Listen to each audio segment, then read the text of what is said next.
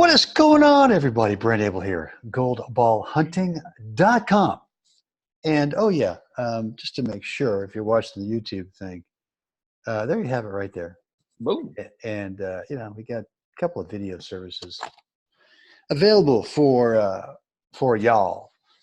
So You are just Brent Abel. I know. Brent, the stylings, the verbal stylings of Brent Abel. In his jazz mind. 3:15 in the afternoon, my biorhythms are down low, just kind of mellow, and energy level. As you can tell, my voice is probably pretty low right now. I'm trying to go with the very suave, debonair, cool. I like it. Kind of like a lot of those men last night at dinner over at Mastro's. All the good-looking humans in there, and we're sort of over there in the corner just going, okay. Look, people, this is episode number 364 of the Gold Ball Hunting Podcast. No, we're not running out of ideas. We're not. We got a great one today.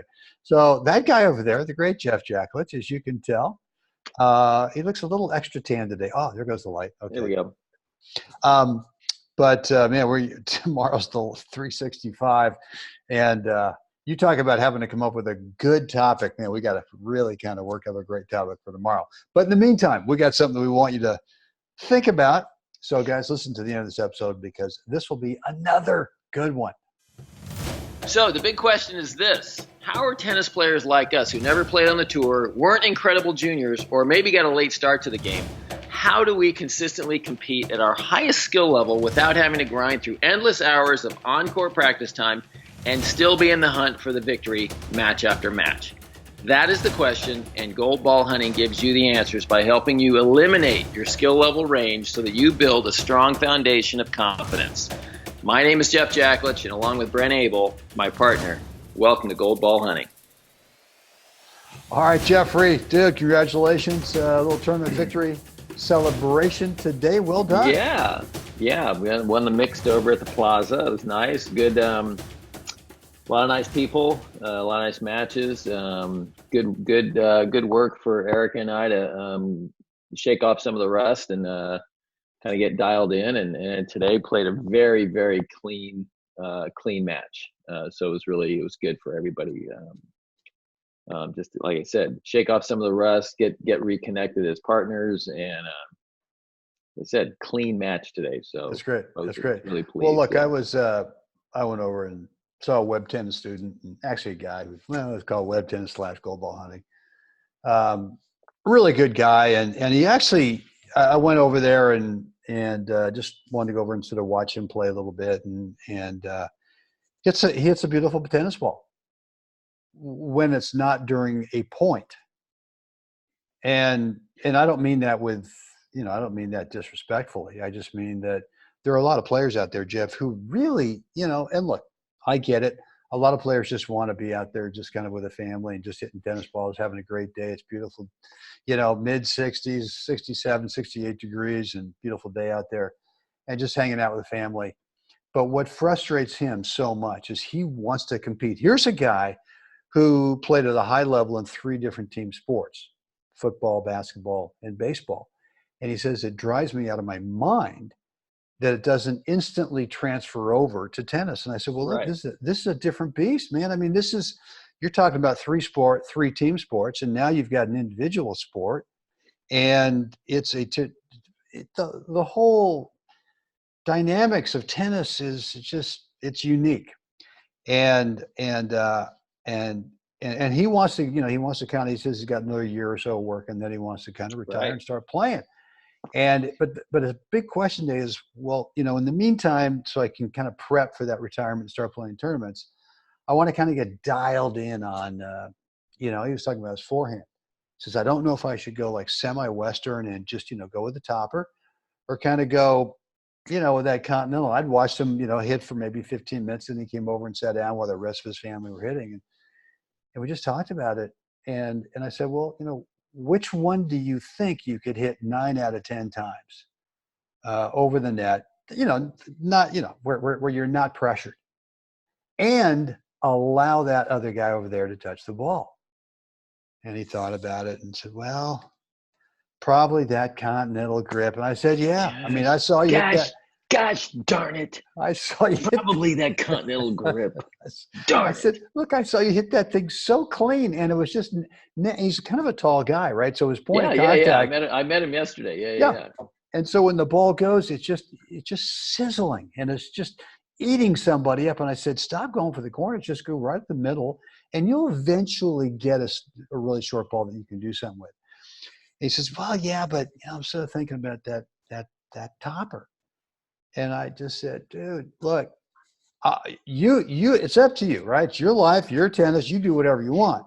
But if I was you, I would do a couple of things. Number one is I would stick with, and it's not like it was a slice, but it was a flatter kind of, control ball.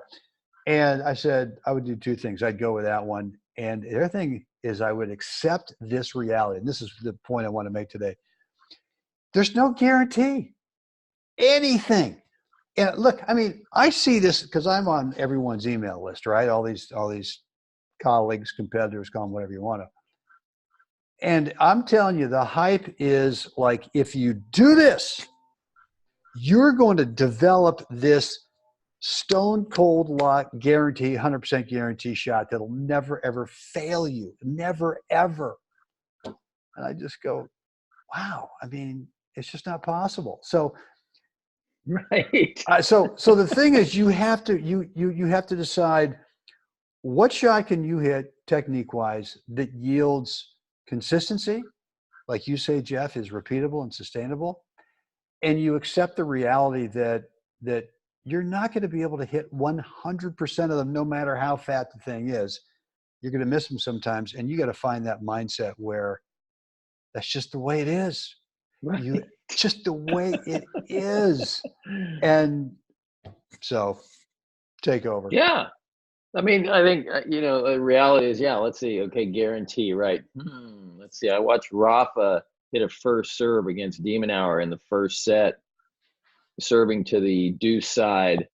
And let's see, he was going for the tee, first serve. He hammered the crap out of it. However, it was a solid 3 feet wide.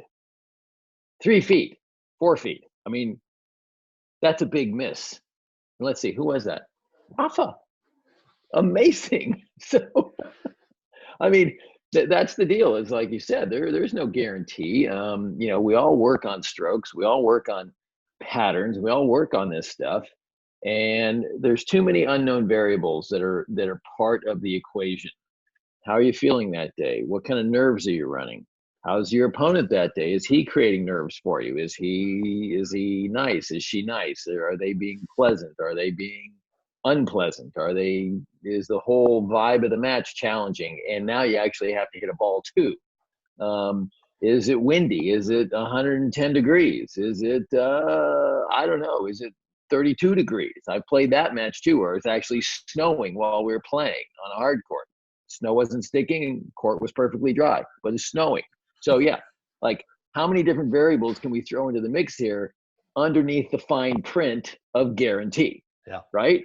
And so it's absurd, right? Yeah. To think that you're going to somehow come up with this mindset that it's a lock now.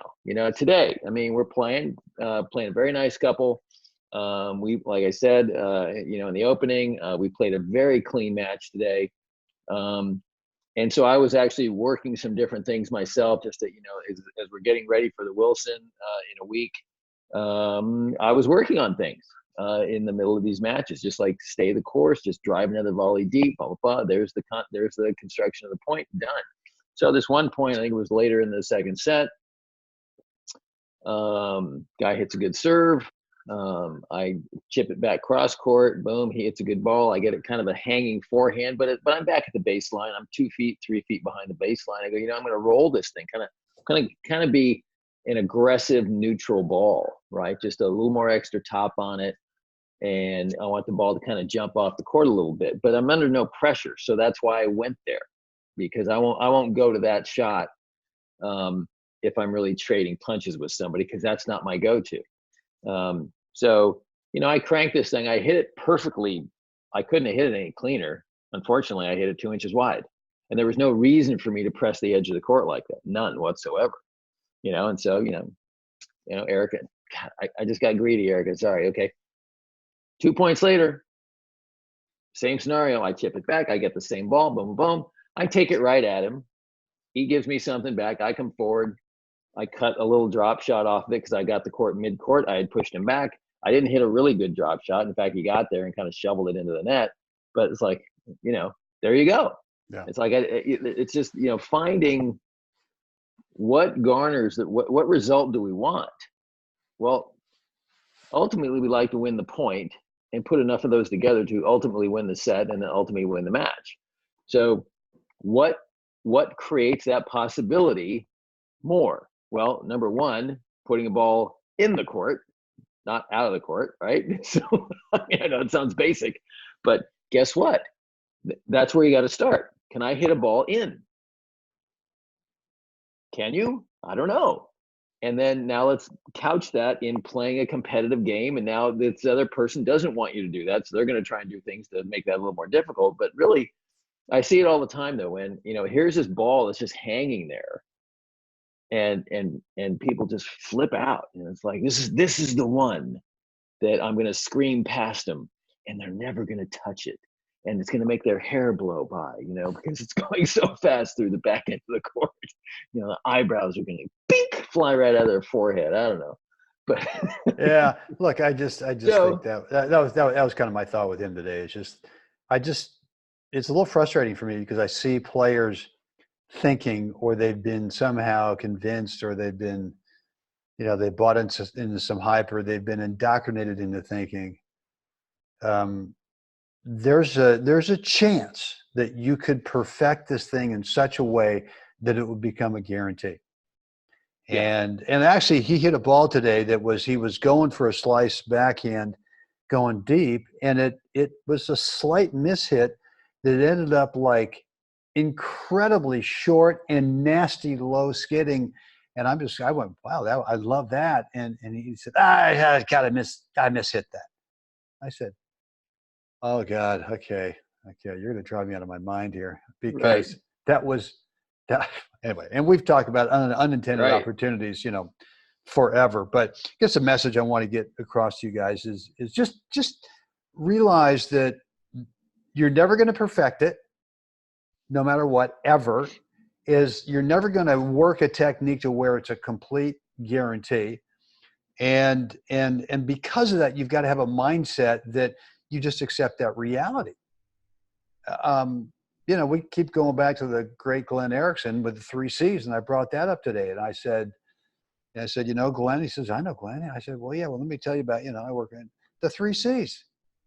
What are they? Right. Okay. Well, number one, it's clarity. So for me, when I was working with Glenn, it was that return to serve out wide to the deuce court. What am I going to do with my forehand? And he just says, he said, well, what would you like to do with this ball? He didn't tell me what to do. He said, well, what would be great for you if you got this thing? I said, well, I'd like to take it and go drive it, just drive it, high quality, right back at the guy. He says, done. Now you have clarity of what you're going to do every time that ball comes out. There's no choice. There's no, well, maybe Right. up the line, or maybe. You now have clarity. Okay. Right. Is clarity a guarantee you're going to execute the shot every time? No. Said, once you have the clarity, then you have to be committed. You cannot think, well, I could do this, I could do that. No, you're going there. And just because you have clarity and get commitment, does that mean you're going to hit every one 100% of the time? Guaranteed? No. No. And here comes the third C, which is courage. That you aren't going to be able, you're going to be able to have clarity. You can be committed. And you know what? Sometimes it's not going to work out, and it doesn't matter why. It just doesn't matter why. You got to have the third C, which is courage. Just keep coming back to it. Just keep coming back to it. And look, I think that's a big load off of a lot of players' shoulders, thinking that, oh my God, you mean I don't have to make this thing perfect every time? No. Because most of the time, when you intend to hit the ball to that spot over there, you miss it a hair early, or you miss it a hair late, or you miss it a hair short. It's never really on the dime. If you're hitting the ball within, I'm going to say 2 to 3 feet of your intended target, you're doing really good. Really well. I mean, you're doing really stinking good. I mean, like today. I mean, me hitting that ball, just randomly hitting this ball out. I mean, to me, that's like I'm driving down the street and decide, I'm just going to turn the wheel hard to the right and run into that tree for no apparent reason. I mean, there's like, but yet, everybody is part of that. Like you're describing it. It's like, where's the guarantee? I want to be able to make sure that, well, that's not it, because you have all these other factors that, I ran the laundry list here when we started, the variables that get in the way of, I'm sorry, what was that first word you said? Clarity.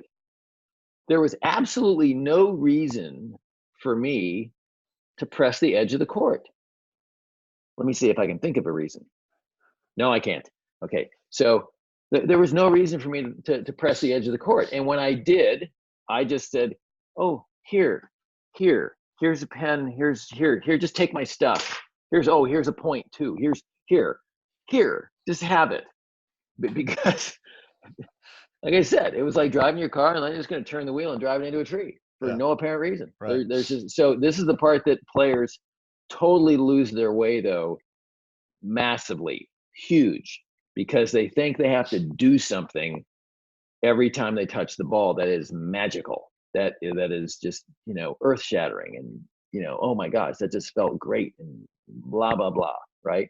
So for me, as I've been tuning up for the Wilson here, we talked about it over the last few episodes, last few weeks, actually, is that I've just really been focused in on my return to serve and just getting the racket square to the ball, just squaring the racket to the ball. I'm not worried about topspin. I'm not worried about, just blocking it back like a volley. I'll do that automatically when it has to happen. I'll respond athletically when the guy just jacks a serve down the center and I'm going to have to go out there and just block it back. But I'm like, and all of a sudden, throughout this weekend, getting a chance to play 5 matches in the last 3 days, it's like today, it was just like yesterday too, actually felt pretty good in the men's dubs match, starting to just square and just let it go. But it's like, I'm watching the ball go over the net, and you know what? It's probably got some have a little side spin and some maybe have just the slightest roll to it, but it's really pretty much a flat square hit banging. But it's like, it feels so clean, feeling the ball come off the strings. I know exactly where I'm sending it, which is like huge confidence builder, just feeling like, God, that's it, bang. And I'm choosing way ahead before they serve what the heck I'm going to do with the return. I step up to the line, I'm going there. Not edge, not this, I'm going there. And the only thing that will make me change my mind is if I actually get a read on the net player and he decides he's going to make a move too early or this or whatever. But otherwise, it's very rare that I abort the mission and change my mind. I'll tell you this, stay out of my age group. That sounds a little bit too good for me. So, all right. And then the other thing too is that, in mixed, a lot of the second serves, even from some of the guys, are not heavy second serves. And so you really have to be a little cagey about wanting to go big on, trying to take these big giant cuts on the return. And so I just, I'm working on that, just making sure I'm getting a good cut on the ball, just knifing it down consistently cross court. Probably the upper right-hand corner of the ad service box is kind of my target area. I want it low and away. Because that ball a lot of times gets popped up, out of that. And so I'm just like focused on feel of the ball. God, that feels good right there. And then like you said, the great Dick Johnson, right? I just get the first 2 in, and then we'll take it from there. Right? Yeah. All right, guys, listen, I hope you enjoyed today's episode. Tomorrow's number 365. That'll be a full year, 365 days in a row.